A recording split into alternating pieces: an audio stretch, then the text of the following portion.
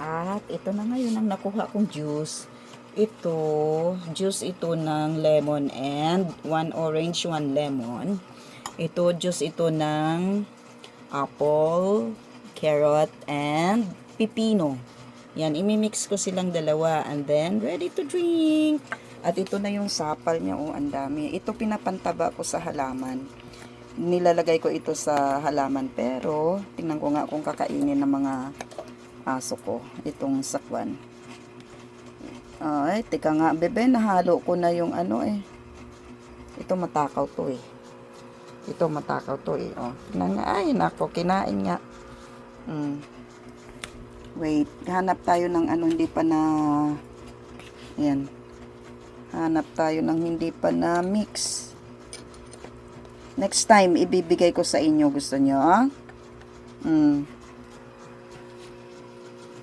Sige nga, tingnan ko. Ikaw naman. Gusto mo? Ayaw? Ayaw? Ayaw. Ito lang talaga, oh.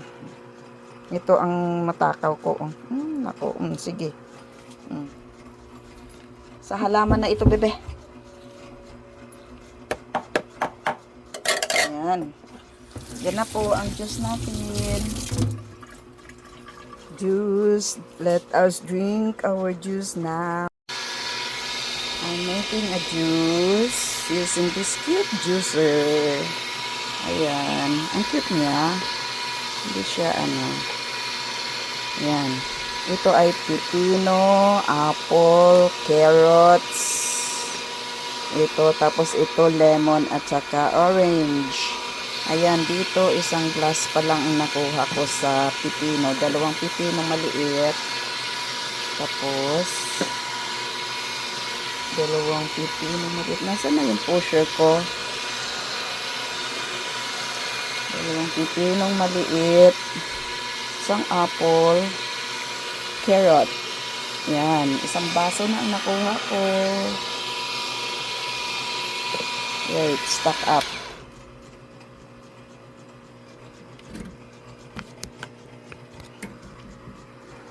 Yan.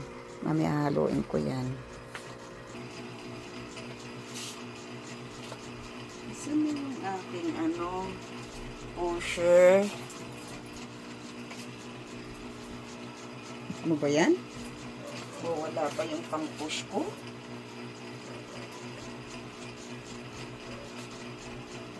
Saan my love?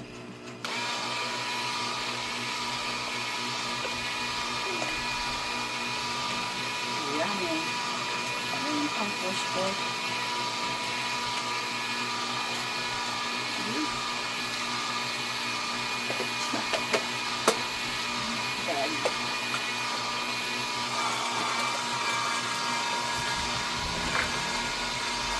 Ang cute niya, diba?